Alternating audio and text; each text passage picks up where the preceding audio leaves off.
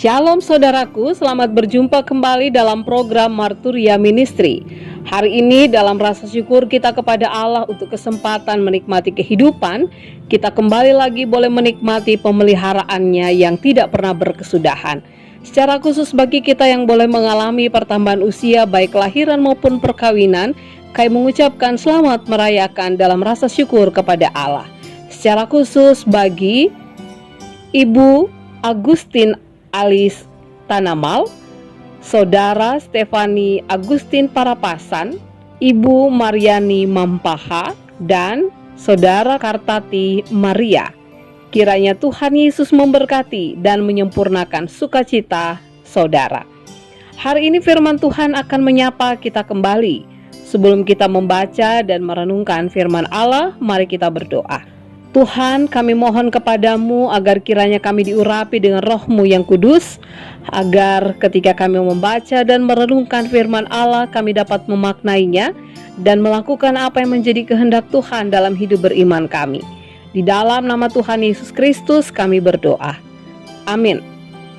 Bapak Ibu Saudara yang kekasih, bacaan Alkitab kita pada saat ini terambil dari kitab Roma pasal yang ke-8, ayat 18 hingga ayat yang ke-25 yang menyatakan, sebab aku yakin bahwa penderitaan zaman sekarang ini tidak dapat dibandingkan dengan kemuliaan yang akan dinyatakan kepada kita. Sebab dengan sangat rindu seluruh makhluk menantikan saat anak-anak Allah dinyatakan, karena seluruh makhluk telah ditaklukkan kepada kesia-siaan, bukan oleh kehendaknya sendiri tetapi oleh kehendak Dia yang telah menaklukkannya. Tetapi dalam pengharapan, karena makhluk itu sendiri juga akan dimerdekakan dari perbudakan kebinasaan dan masuk ke dalam kemerdekaan kemuliaan anak-anak Allah. Sebab kita tahu bahwa sampai sekarang segala makhluk sama-sama mengeluh dan sama-sama merasa sakit bersalin. Dan bukan hanya mereka saja, tetapi kita yang telah menerima karunia sulung roh, kita juga mengeluh dalam hati kita sambil menantikan pengangkatan sebagai anak, yaitu pembebasan tubuh kita. Sebab kita diselamatkan dalam pengharapan.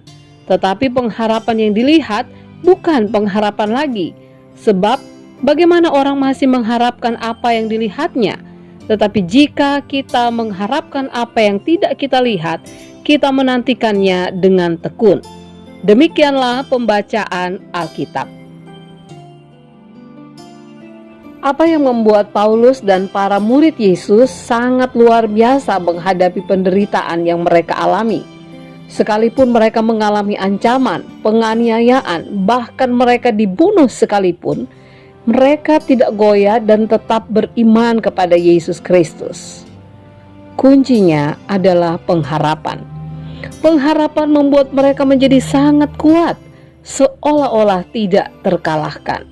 Meminjam apa yang dikatakan oleh kitab Ibrani, pengharapan adalah sauh yang kuat untuk jiwa kita.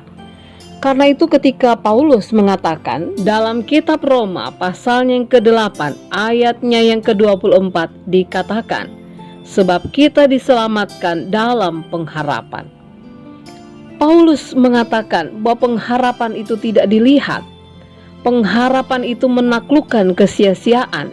Pengharapan itu membuat kita menantikan keselamatan dengan tekun. Pengharapan itu membuat semua orang tetap memiliki semangat sekalipun mereka berada dalam kelemahan. Ya, Paulus memiliki pengharapan bahwa apa yang ia alami akan mengerjakan kemuliaan Allah di dalam dirinya. Bahkan penderitaan dianggap ringan.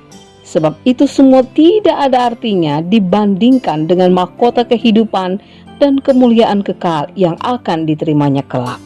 Pelajaran penting ketika kita boleh bersama-sama merenungkan firman Tuhan pada saat ini adalah ketika kita menjalani kehidupan ini dengan berbagai realita yang kita alami, baik itu penderitaan, masalah, bahkan pergumulan, biarlah itu tidak akan pernah menggoyangkan iman kita dan tidak membuat kita menyerah menghadapi masa-masa sulit. Karena ada satu yang membuat kita tetap kuat, yaitu pengharapan. Pengharapan akan memberikan kekuatan tersendiri bagi kita. Kita yang mempunyai pengharapan di dalam Kristus akan senantiasa dimampukan untuk dapat melakukan bahkan menyelesaikan segala sesuatu yang terjadi dalam kehidupan ini, karena Allah bersama dengan kita. Amin.